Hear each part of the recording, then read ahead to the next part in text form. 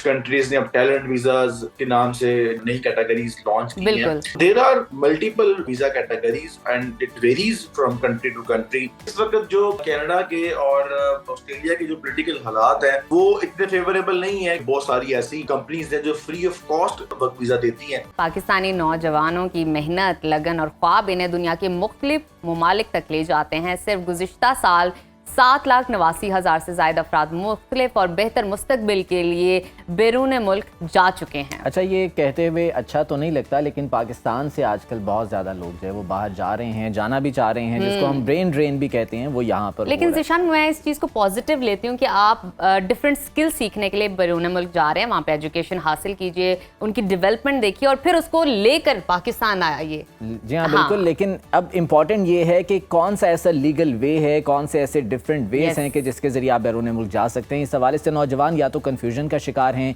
या दूसरे ममालिक में जाने के लिए कोई गैर कानूनी रास्ता इख्तियार कर लेते हैं।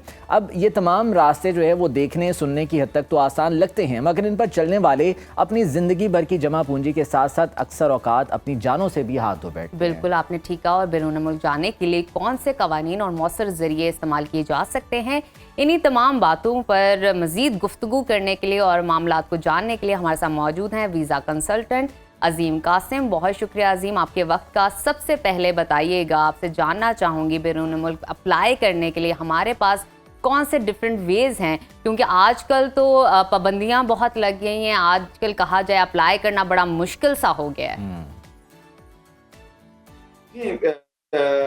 Thank you so much for inviting me. किसी भी मुल्क में जाने के लिए देयर आर सर्टेन वेज और ये तकरीबन हर कंट्री में ही एप्लीकेबल होते हैं। You can go for the study visa, you can go for the visit visa. दो के स्टडी वीज़ा और visit visa it's are not a permanent category of the visas. You have to stay there for a temporary purpose.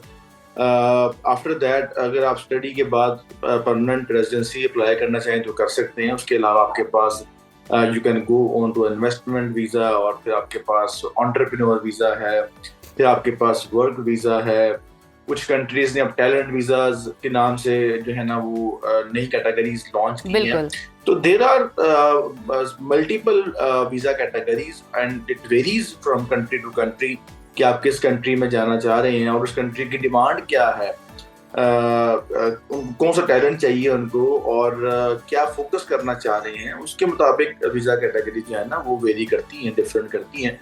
और फिर personal need के ऊपर भी depend करता है कि एक इंडिविजुअल को कौन सी कैटेगरी जो है ना वो सूटेबल है। आप एज के कौन से हिस्से पे हैं, आप कौन से स्किल जो है ना प्रोवाइड कर सकते हैं। फॉर इंस्टेंस अगर मेरी एज 24-25 है तो एट दिस स्टेज मेरी जो अपनी स्किल्स हैं मैं वो दे सकता हूँ किसी कंट्री को by the age of 40 and 45। तो मुझे फिर स्किल्ड इमिग्रेशन या स्टडी वीज़ा सूट करेगा।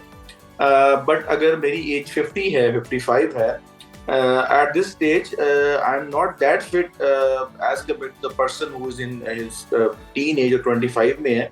इस एज में मुझे बिजनेस वीजा सूट करेगा, मुझे इन्वेस्टमेंट वीजा सूट करेगा। Obviously if I can afford it, अगर मेरे पास वो इन्वेस्टमेंट और पैसे हैं तो मैं बिजनेस कैटेगरी चूज करूंगा।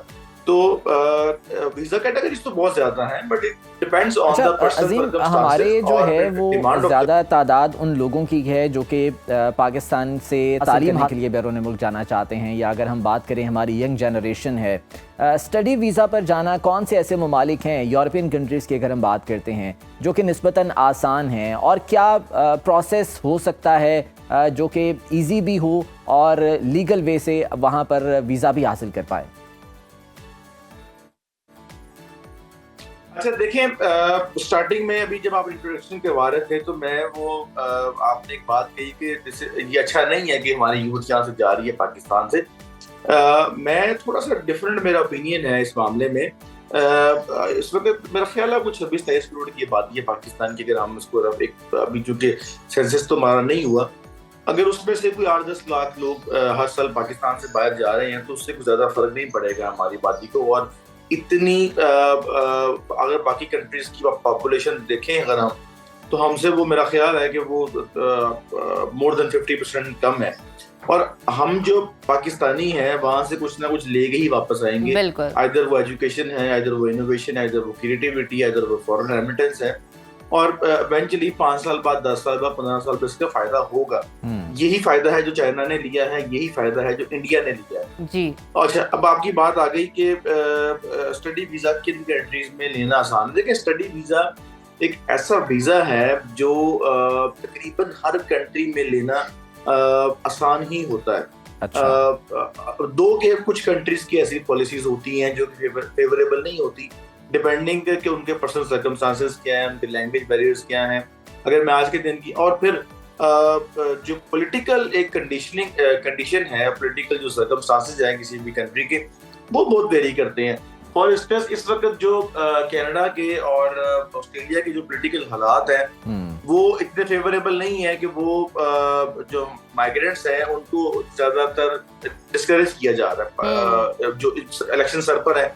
Yes. और इस वक्त जो यूके के जो और यूएसए के जो इस वक्त सर्कमस्टेंसेस है वो फेवरेबल है स्टूडेंट्स के लिए, क्योंकि वहाँ पे इलेक्शन हो चुके हैं, नई पॉलिसीज आ चुकी हैं। बिल्कुल। तो आजकल तो मलेशिया, इंडिया मैं मुझे निकल गया, मलेशिया, दुबई, इन कंट्रीज में, और कुछ रशियन स्टेट्स हैं उन कंट्रीज में, फिर हमारे यहाँ पे टर्की में, आप बिलीव नहीं करेंगे कि इस वक्त लास्ट ईयर भी मलेशिया, दुबई, टर्की की बहुत डिमांड रही है हमारे पास। स्टूडेंट्स बहुत ज्यादा तादाद में इन कंट्रीज में भी गए हैं। तो एक तो इंग्लिश स्पीकिंग कंट्रीज। अच्छा अजीम, आपने इस हवाले से हमें बता तो दिया, लेकिन मैं आपसे ये जानना चाहूँगी, वर्क वीज़ा पर बैरून मुल्क जाने के जो ख्वाहिशमंद अफराद हैं, एज ए एक्सपर्ट आप उनको क्या मशवरा देंगे? वो किस तरह अप्लाई करें, किस चीज़ को मद्देनजर रखते हुए अप्लाई करें? अच्छा, देखिए, जो वर्क वीजा है, वैसे तो ये हमारी पूरी की पूरी जो इंडस्ट्री है, दैट इज नॉट रेगुलेटेड उस सेंस में जिस सेंस में उसको होना चाहिए। लॉज मौजूद हैं, इमिग्रेशन ऑर्डिनेंस मौजूद है, but that has to be amended, that has to be replaced with the new laws. ठीक है, ये इस वक्त जरूरत है, वक्त की होना चाहिए। जहाँ तक वर्क वीजा की बात है, again this is very unregulated इस वक्त कैटेगरी है वीजा की, और बहुत ज्यादा जो हमारे लोग हैं वो इसमें ट्रैप होते हैं। और हमारा जो एक फॉरेन मिनिस्ट्री के लेवल पे जो हमारा एग्रीमेंट है वो सिर्फ और सिर्फ हमारी कुछ गल्फ स्टेट्स के साथ है, सऊदी अरब, दुबई, और ये चंद ममालिक ऐसे हैं जहाँ पर आप लीगली बाय प्रोटेक्टेड, जिसको हम वीजा प्रोटेक्ट भी बोलते हैं, FIA के अंडर होता है ये, आप वहाँ पर जा सकते हैं। लेकिन वो ज्यादातर जो है ना हमारी वो लेबर क्लास है। अगर हम बात करें, हम इसको कैटेगरीज में अगर हम डिवाइड करते हैं, इंटरनेशनली भी इसको कैटेगरीज में डिवाइड करते हैं, कैटेगरी A, B, C, जो वाइट कलर जॉब्स हैं, फिर जो ब्लू कलर जॉब्स हैं, फिर जो पैटी जॉब्स हैं। जो वाइट कलर जॉब्स हैं उसमें अनफॉर्चुनेटली इंडिया के तो बहुत ज्यादा एग्रीमेंट्स हैं। अभी उन्होंने ऑस्ट्रेलिया के साथ भी एग्रीमेंट किया टैलेंट वीजा के नाम से, उन्होंने फ्रांस के साथ भी एग्रीमेंट किया है वीजा कैटेगरी के, उनकी मुझे नाम से नहीं आ रहा, जॉब सीकिंग वीजा के नाम से बल्कि उन्होंने एग्रीमेंट किया। अनफॉर्चुनेटली पाकिस्तान इन वीजा कैटेगरीज में उस तरह से कम्पीट नहीं कर पा रहा। अवेलेबल है वीजा कैटेगरीज, इंडिया के, जर्मनी के पास भी है, ऑस्ट्रेलिया के पास भी है, कनाडा के पास भी है, अमेरिका के पास भी है, बट हमारे। अच्छा अजीम, अभी आपने बात की कि हमारे नौजवान जो है वो अक्सर ट्रैप हो जाते हैं। अभी रिसेंटली हमने देखा यूनान में जिस तरह से कश्ती हादसा हुआ, बहुत से उसमें पाकिस्तानी थे जो कि अपनी जानें गंवा बैठे। अब यहाँ पर लोग अपना पैसा भी ज़ाया कर देते हैं, लोग अक्सर औक़ात अपनी जानों से भी हाथ धो बैठते हैं। ये कन्फ्यूजन बहुत ज़्यादा होती है कि आया कि जिस तरीके से भेजा जा रहा है वो कानूनी तरीका है या नहीं है। तो कौन से ऐसे कानूनी ज़राए हैं कि जिनसे बैरून मुल्क जाने की जो है वो, अगर कोई हमें ये बताता है कि जी ये तरीका है, इससे आप बैरून मुल्क जा सकते हैं, तो कैसे उसको जांचा जा सकता है? देखिए, सबसे पहली तो बात है कि जो आपने अभी एग्जांपल दी है उस पर तो सबसे बड़ी एग्जांपल ये है कि जहां पर आपको जहां पे मल्टीपल कंट्रीज इन्वॉल्व हो जाएंगे ना, that is a risk, that is a red flag. For instance, एक बंदा आपसे कहता है कि मैं यहाँ से आपको ईरान लेके जाऊंगा, ईरान से मैं आपको दुबई लेके जाऊंगा या किसी भी कंट्री लेके जाऊंगा, फिर मैं आपको यूरोप में जाकर जॉब दिलवा दूंगा, that is a red flag. ठीक है, अगर आपको वर्क वीजा मिल रहा है that is authentic and genuine, तो सीधी आपकी फ्लाइट जो है ना वो उसी कंट्री में जाएगी जिस कंट्री का वीजा आपको मिल रहा है। फॉर इंस्टेंस, अगर मुझे जर्मनी का वीजा मिल रहा है तो सबसे बड़ी पहचान तो यही है कि मेरी फ्लाइट यहाँ से सिर्फ जर्मनी जाएगी। अगर बीच में कोई और कंट्री आ रही है, बीच में कोई और डेस्टिनेशन आ रही है जहाँ मुझे 3 स्टे करना है, 4 दिन स्टे करना है, तो वहां पर जो है ना वो एक रेड फ्लैग है नंबर 1। उसको आपको अवॉइड करना चाहिए। नंबर 2, जहाँ पर आपसे बहुत ज्यादा अमाउंट मांगी जाए, करोड़ों में अमाउंट मांगी जाए कि भाई आप मुझे $50,000 पे करेंगे, आप मुझे इतने करोड़ पे करेंगे, that is again a red flag. इतने पैसे जो है ना वो कंपनी चार्ज नहीं करती। इवन के बहुत सारी ऐसी कंपनीज हैं जो फ्री ऑफ कॉस्ट जो है ना वीजा ये ऑफर देती हैं, वर्क वीजा देती हैं, जो ऑफर कर रही हैं, मैं सबकी बात नहीं कर रहा। और थर्ड नंबर पर ये जो डंकी हजरात हैं, ये आपसे बहुत लिमिटेड अमाउंट चार्ज करते हैं, 2 लाख, 2.5 लाख, 3 लाख। और क्योंकि सारे का सारा जो आपका क्योंकि वो स्कैम कर रहे होते हैं ना, स्कैम में ये होता है कि आप किसी से 50,000 ले रहे हैं, किसी से 2 लाख ले रहे हैं, किसी से 3 लाख ले रहे हैं, किसी से लाख रुपए ले रहे हैं जी। और आप एंड ऑफ द डे आपने करना है कि आपने अमाउंट ठीक कर दिया, आपने रफू चक्कर हो जाना है। तो अगर आपसे कोई बहुत छोटी अमाउंट चार्ज की जा रही है। अच्छा अजीम, आखिर में हमें इस हवाले से गाइड कीजिएगा कि बैरून मुल्क जाकर कामयाबी हासिल करने के लिए किन बुनियादी स्किल्स को सीखने की हमें ज़रूरत है? देखिए, मैं सबसे पहले तो कम्युनिकेशन स्किल है, this is the most important skill.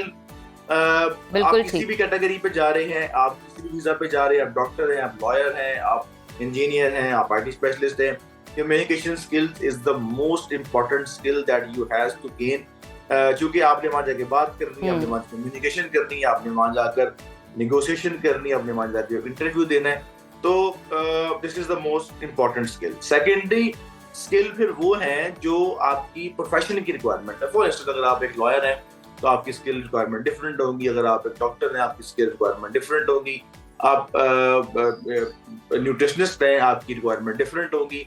और इसी तरह प्रोफेशन टू प्रोफेशन वेरी करती है, बिजनेस की रिक्वायरमेंट डिफरेंट होगी। But the most important is जो आपकी कम्युनिकेशन जो स्किल्स है उसकी रिक्वायरमेंट है। अच्छा, एक और चीज़ जो हमारे यहाँ पर स्टूडेंट्स और जो हमारा लेबर तबका है वो क्या करता है, इसके लिए तो खैर बहुत ज़्यादा काम करने की ज़रूरत है। We as a Pakistani, I've been to more than 50-60 countries. मैंने ये चीज नोट की है कि we try to fix into a petty and odd jobs. हमारी कोशिश होती है कि हमें जो है ना वो एक दिहाड़ी मिल जाए और हमें पैसे मिल जाए रोजमर्रा के ऊपर पे। जी हाँ, बिल्कुल। बाहर जाना, वहाँ पर क्या होगा, ये शायद उसको हम इतना इम्पोर्टेंस नहीं देते। बहुत शुक्रिया अजीम कासिम, वीज़ा कंसल्टेंट हमारे साथ। बड़ी सैर हासिल उन्होंने गुफ्तगू की। और हमारी लेबर क्लास जो है वो स्पेशली यही सोचती है कि जी हम किसी तरीके से बाहर पहुँच जाएं, चाहे इसके लिए कोई इलीगल वे है या जो भी है, बाहर जाना ज़रूरी है। तो ये बहुत ज़्यादा इंपॉर्टेंट है कि आप ये जानें कि कौन सा एक कानूनी तरीका है, कानूनी वे है जिसके ज़रिए आप बाहर जाते हैं।